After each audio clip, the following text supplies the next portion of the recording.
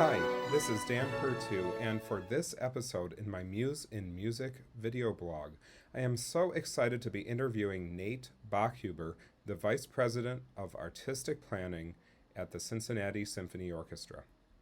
Mr. Bachhuber joined the Cincinnati Symphony Orchestra and May Festival in 2018. Previously, he served as artistic administrator of the Los Angeles Philharmonic, where his responsibilities included the LA Phil's programming at the iconic Hollywood Bowl, the Green Umbrella New Music Series, and many of the LA Phil's commissioning efforts and special projects, including the 2016 Reykjavik Festival. Mr. Bachhuber, in partnership with the LA Phil Creative Chair John Adams, launched the Noon to Midnight Festival, which quickly gained affinity and became an annual family-friendly celebration of LA's new music community. Bachhuber's time at the CSO has included the 125th anniversary season, notable for the launch of the CSO Proof series, a number of special projects, including the Beethoven Academy 1808 and CSO Look Around, a celebration of Cincinnati's diverse arts community featuring over 600 local musicians. Please join me as we talk about what inspires him as he looks to the future in artistic planning for orchestras in the 2020s. So I am thrilled to be talking this time with Nate Bachhuber, who is the Vice President of Artistic Administration at the Cincinnati Symphony Orchestra. And today we're going to be talking about what is inspiring to him in his work, particularly in orchestra administration. How do you see orchestras developing and adapting to the circumstances as we move through the 2020s? Yeah, thanks for talking with me, first of all, but thanks for that question, because it really is I think the most important question for all of us in this field, in this art form, is what's fulfilling about the work. And for me, I think it's really the most fulfilling thing is to support artists to do their best work, to identify artists who have something really valuable to share with audiences, with our community, with our orchestra. The more personal, the more meaningful to the artists, the better the impact of the performances will be. And then of course there's that impact, and that's fulfilling too, to watch and listen as audiences experience what we do, what we make, and to see those faces, to see the comments, to hear the comments.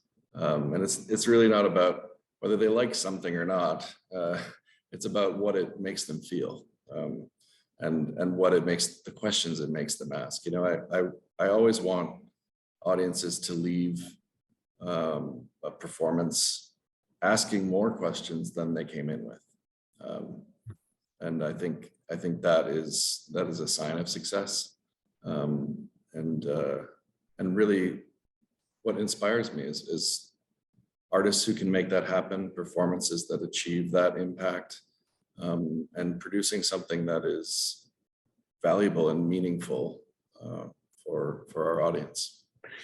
So that's a really interesting perspective, because frequently what I hear when I talk with people in this setting is something a little different, which is they really need to be very sensitive to their audience's tastes, and which is understandable, right? Because they're trying to make sure that their people will come back and there's audience retention. But I suppose, of course, when you're in your role and your position at such a high level ensemble, that perhaps your perspective is a little different. I mean, considering that you can sort of look at it from a more idealistic standpoint, perhaps. Yeah, of course, I hope that everyone likes the things that we put on stage and like the music. That's certainly better. But I think art can do so many things. It can make you feel excited and joyful. It can make you feel frustrated. It can make you feel, you know, whatever the artists want to express, you know, they can. This whole range of emotions and experiences are possible, and I think they're all valuable, and they have a place. I'm also just I'm endlessly kind of amazed by the openness of audiences. I really think there's a responsibility to expand and to provide experiences for the most curious audience members. And it's always a balance of things. We have to be realistic, and we have to know our audience. We have to listen to them. We have to engage in those conversations so that we are providing all of those things at once every season. And maybe not even every season. We can't do it all in one calendar year or 9-month period. We have to be thinking about what we've done before, what we've done in the past 10 years, and what's happening now, and what to do again, and what to do that we haven't done ever. And I think that is part of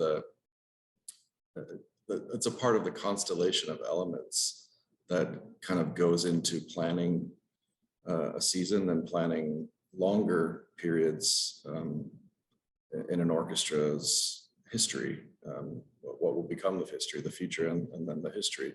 We need to think about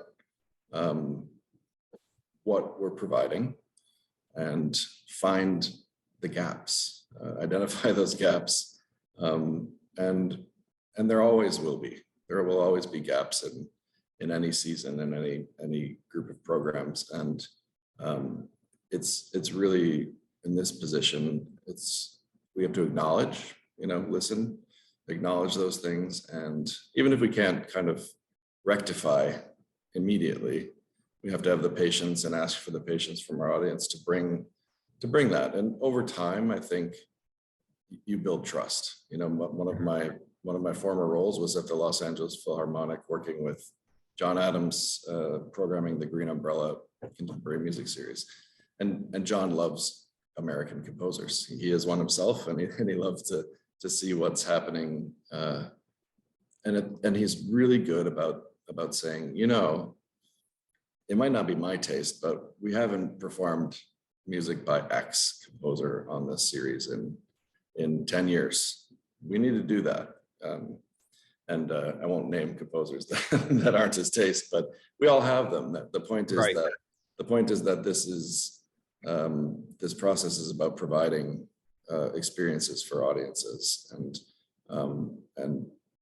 and hopefully all of that music is great music, but it's something that we can give great performances of music that is not our taste, and we can provide context and find the value in what we do, because this art form is incredible in that way.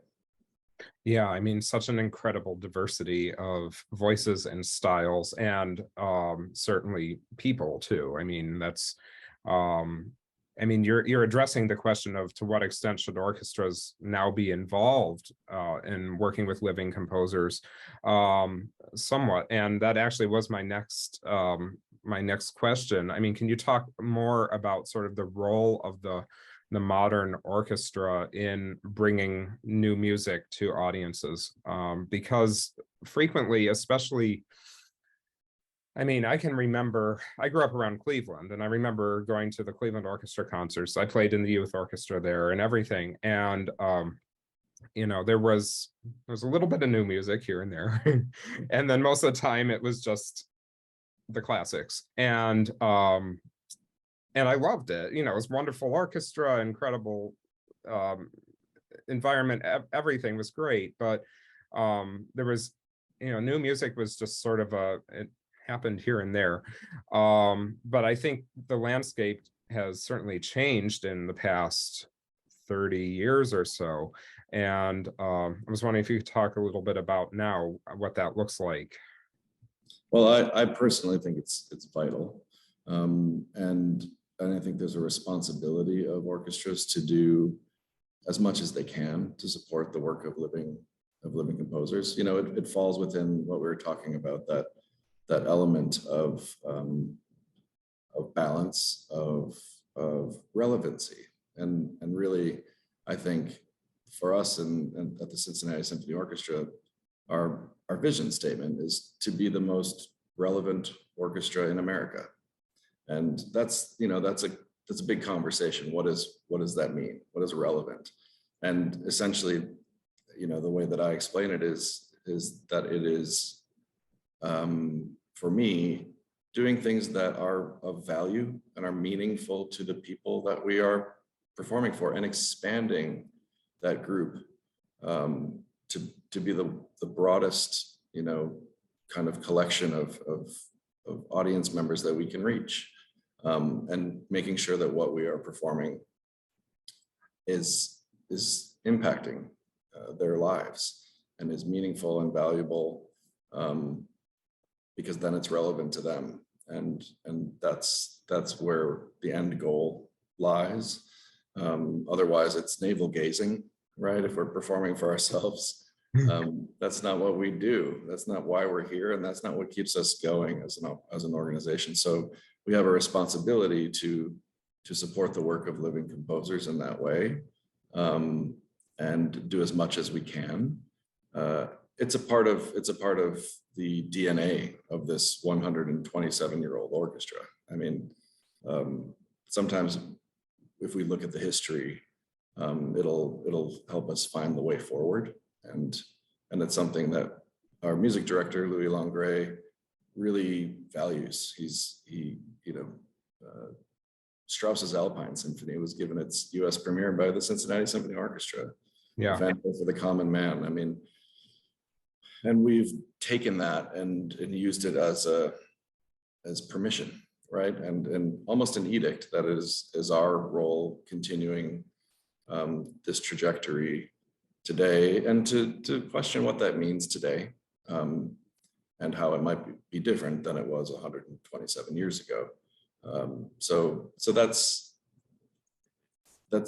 the role. The role is to do as much as you possibly can, and to make sure that what you are putting on stage is relevant to your audience. So, and I imagine in a big city like Cincinnati, you might have a diverse audience, although I could be wrong with that. So how do you sort out what is relevant to so many people? Sure. Well, the audience here is diverse. There is diversity within it, and we want it to be more diverse. And we create opportunities. We find opportunities. For example, this past summer, we launched a 5-concert neighborhood concert series, and it's a fully endowed. It's called the Brady Neighborhood Concerts, and this is our work to explore. We just started, and to learn and to listen and to engage with partners and community, and bring the orchestra at its best to one of the 53 neighborhoods, or 5 of the 53 neighborhoods in Cincinnati. And I think that will be an ongoing, it's work that is ongoing. It's not something that we are going to ever be able to complete, because as soon as, it's like restaurants. As soon as you eat at all the new restaurants that you wanted to, there are more. And our community will continually change, and we have to be aware, and make sure that we're listening and reacting. And far more often than not, the reactions that we hear most loudly are people asking for more. And that's, if anything, that's the challenge for an orchestra like ours, a 52-week ensemble that does such a wide variety of things, is that we're busy. And I wish we could do even more. And we're finding ways to do that through the neighborhood concerts. We have a kind of a paradigm shifting collective bargaining agreement with our orchestra that allows us to identify and work with ensembles to do educational work, instead of kind of catch as catch can, to be really intentional about that and to do it more often. That's just one of the aspects of how we're going about doing more in order to learn more. And I think that's really what it is, because you're right, we can't assume tastes. It's, music is subjective, and but we can be looking for the right artist to help us in that quest, the people who feel passionately about connecting in different kind of arenas, composers and soloists and conductors and then our musicians as well. We have a huge number of advocates for different types of work that live within our ensemble, and providing opportunities for those musicians to use their skill and really find the thing that's most fulfilling to them within their work. It's a process that we are continuing, but still at the beginning stages of, and I think that's okay. We have to celebrate the successes as we go, and keep working toward increasing the impact of what we do.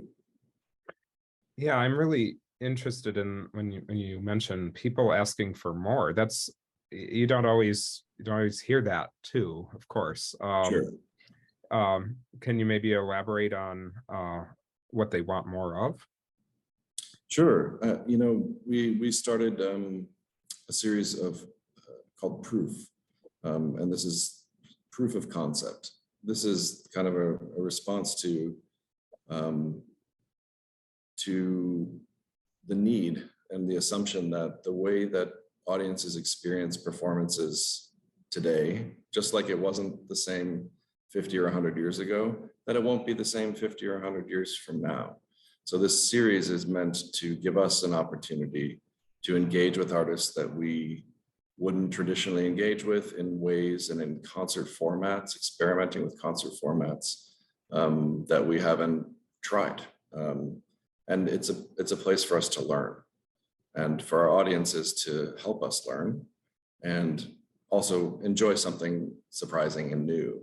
And that's a 3-concert series within our larger many different types of activity, with subscription concerts and pops concerts and ballet and opera. This is an orchestra that does a lot. So we carved out that space because it was important. It's it connects with the values of the organization to be innovative, to be inclusive, and to be inspiring. And those values are things that we that inform our programming. And like I said, not any single program or any single season is going to do all of those things to the same degree. But that's one example, that taking programs by living composers and presenting things in formats that are completely different. There are no tickets. Your ticket is a wristband. You're on the stage. You're experiencing Baroque music juxtaposed with Vogue and ballroom culture, and seeing the parallels of what that means. And you're a participant because you're in it. You're next to it. Your energy is affecting that. It's a different concert format.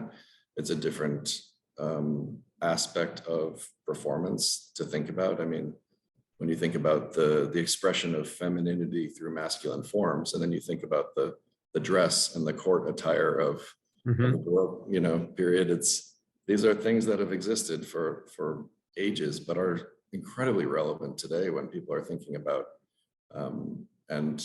identity and expression, individual expression, and the fluidity of those things. And looking at those kind of intersections of art and music and history and future is something that is it's special.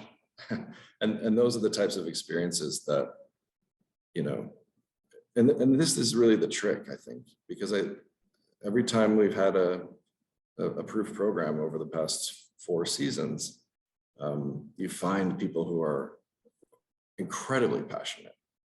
And then you have to keep delivering on that, because once we open that door and they start to look at our organization, our ensemble, our art form with fresh, enthusiastic eyes, it's important that we follow that up with more. And that's really, I think, where the challenge comes. It's not doing one thing that's great. It's about shifting perceptions over time and delivering on the promises that we're making to our audiences, and saying, if this is who we are, we need to continue to show that we are for you through what we put on stage. So that's what I mean by people wanting more. And it, you know, Green Umbrella, by the time that I started working on that series, it was 30 years after it had started. Sure.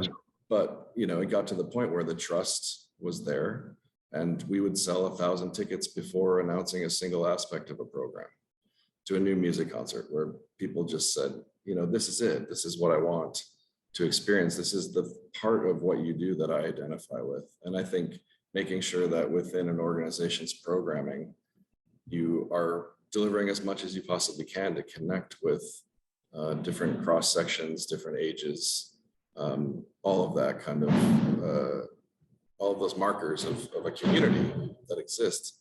That's so vital.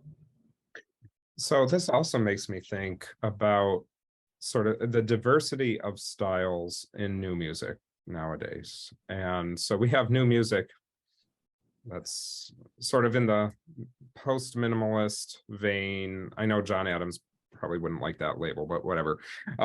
In that sort of vein, then we have the avant-garde that is still strong and thriving, you know, and Schoenberg, Weber, second Viennese school tradition, and then later. And then we have, you know, spectralists, and then we have the neo-romantics, and then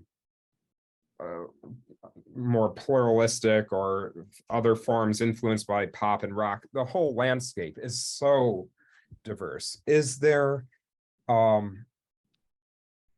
home for all of that in the Cincinnati Symphony, or do you tend to lean in one direction or another, depending on your audience, or how does that all look from your perspective?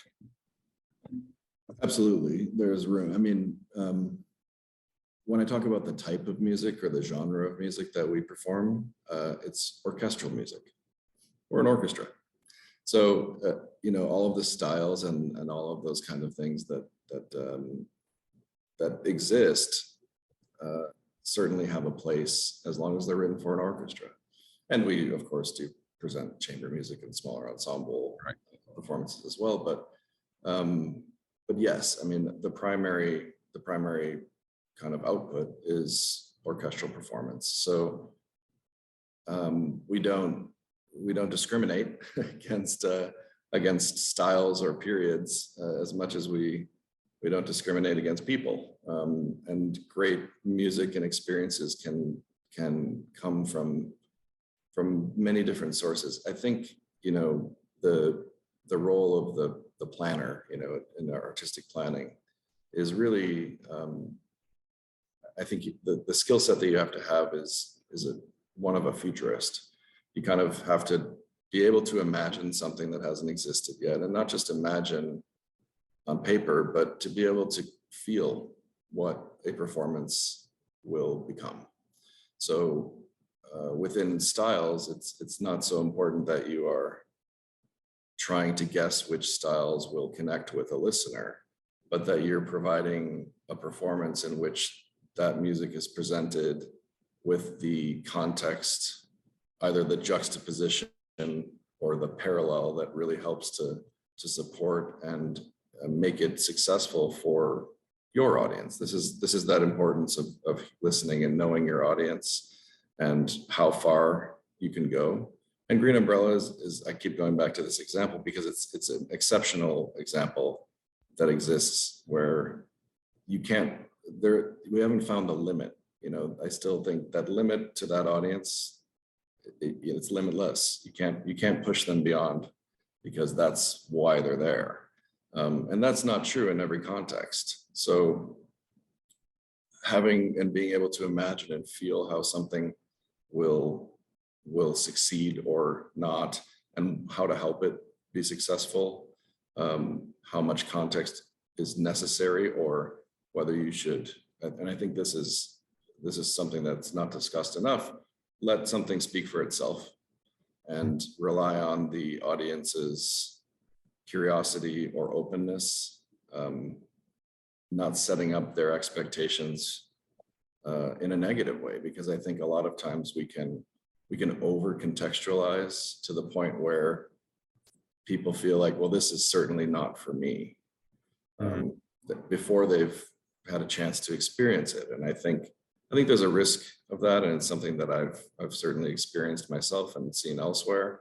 And the human kind of appetite for emotional feeling and experiences that make them feel something it's ever present. And sometimes we just need to get out of the way and let that happen. That's actually consistent with what I've heard from a number of other people, including music directors, who say, there can be a diminishing returns when it's if as you said, things are over contextualized, in that case, I think it's the context is so critical, right? If it's a piece about extra musical context, of course, then it matters, but maybe. But yeah, looking at it from the perspective of something being dynamic, as opposed to, oh yeah, you must always have a pre-concert lecture about this in order to make sure that the audience. Well, and I think people, audiences will self-select. It's the difference between forcing and offering. And I think we need to be offering opportunities for, it's if you go to an art museum, it's the people who pick up the audio guide and the people who absolutely don't. And then maybe the people who put on their own playlist. Mm-hmm. And then go, everyone's bringing something to it, and they want to experience it in a different way. And I think allowing all of that range of opportunities is really important. And we have a responsibility also to provide that context. But, you think about the pre-concert lecture, you also think about with living composers, the curtain speech, the introduction.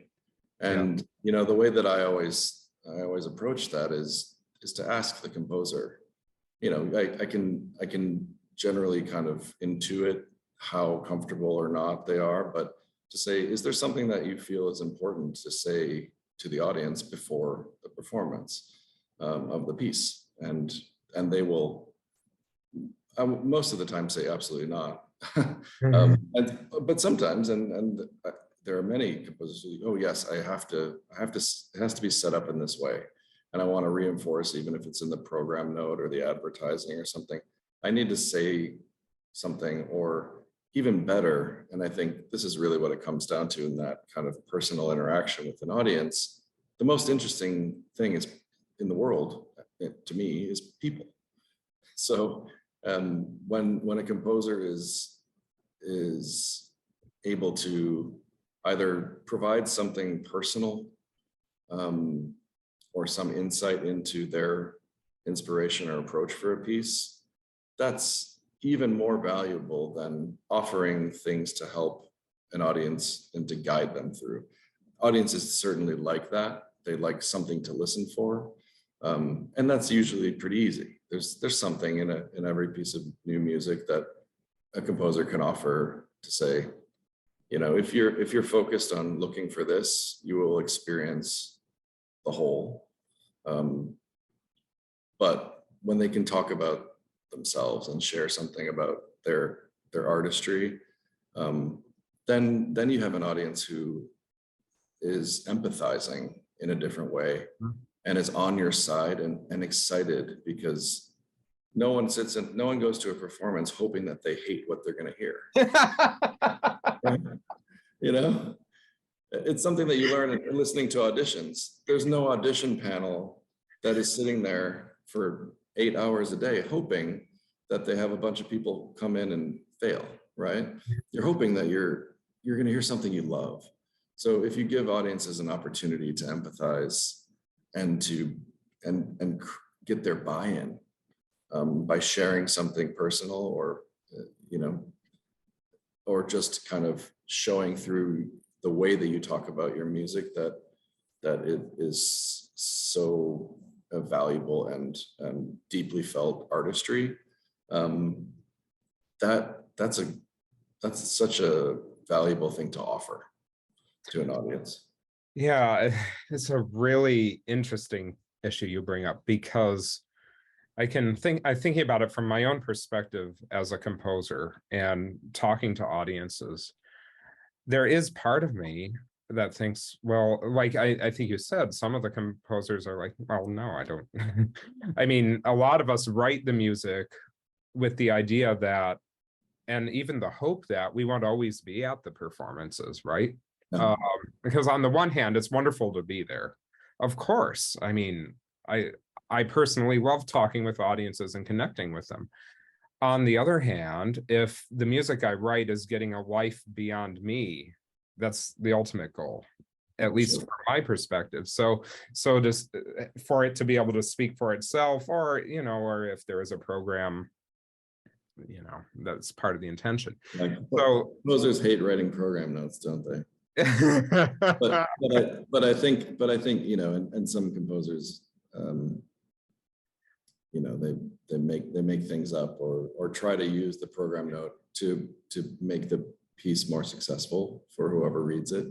And I think that's great. That's absolutely fine. You know, one interesting experience with this, actually a piece that we're performing very soon and recording after a long delay during the pandemic. Yes. Was the premiere of Christopher Rouse's 6th and final symphony. Yeah. You know, the responsibility of presenting that work is just enormous. This is, you know, a great American composer who, while writing this piece, knew that this would be his final work, his final symphony. And he did not know whether or not he would be present to speak to what you're just talking about, whether he would be there. So he sent us a program note as if he was going to attend. And he wrote a second one, which we received after his death from his publisher and his widow. And it was just such a shocking thing. But he had to do both, right? And I think that exists for all composers because of that hope that you will not be around for either you can't make it because it's being performed everywhere around the country, or that it will live on beyond you. And I think, and this is just a kind of an intense microcosm of that experience, but it was obvious in the piece. This is a piece of music that this composer wrote knowing, and you can hear it. He used gestures, he used you know, such a specific language musically that's different from anything else he's ever written, and some things that you can only use once, and that, you know, it's heartbreaking and it's so beautiful at the same time. So that's the power of this, that expression of this composer who's prolific.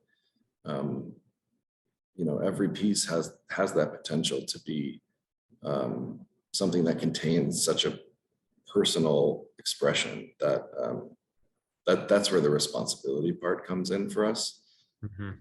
But you know, even when pieces are not so profound as this one is, or heavy, yeah, but there's a lightness too in this. You know, there's the peace that you reach, but I think whatever the kind of underlying inspiration or kind of drive that is motivating a composer to write a certain piece of music, the responsibility exists and it's worth celebrating. And I think that's, you know, that is the responsibility of the organization the orchestra's responsibility is to perform it as well as they can and to try to express what the composer put into the score. But the organization, when we do these things, it's an honor, and it's something that we should celebrate and invite our audiences to celebrate with us, and setting that tone and creating that culture. I mean, to the point where we actually have a literal party, after every premiere or commission that we do. We call it a new music social. And it really is just an opportunity for people, instead of a kind of formal, panel or a Q&A after a performance. It's an opportunity for musicians and audience members and the composer themselves and anyone to go have a drink, and chat and be able to talk with someone else who just experienced what you experienced. Ask a question maybe, but have a less formal conversation and connect and celebrate the fact that something amazing happened tonight, and to kind of create that culture around this activity that is a responsibility, and it is serious, and we take it seriously. But to create a culture that this is also cool. It's one of the coolest things we get to do. So I think that that all of these things take time. But if our values as an organization are clear, and we are pursuing that and making sure that everything we put out into the world expresses that kind of message, people hear it. They really do. Well, I really, really appreciate your talking with me today. I mean, that's absolutely inspiring what you're discussing here, and I very much, of course, love hearing about the transformative experiences that you're providing your audiences, and doing it in such a wonderfully intentional way. And so thank you very much for your time and for your comments. Thanks for taking the time and giving me this opportunity to talk about these things. It's obviously what I love, and I really appreciate your great questions and the platform to have this conversation. Thank you.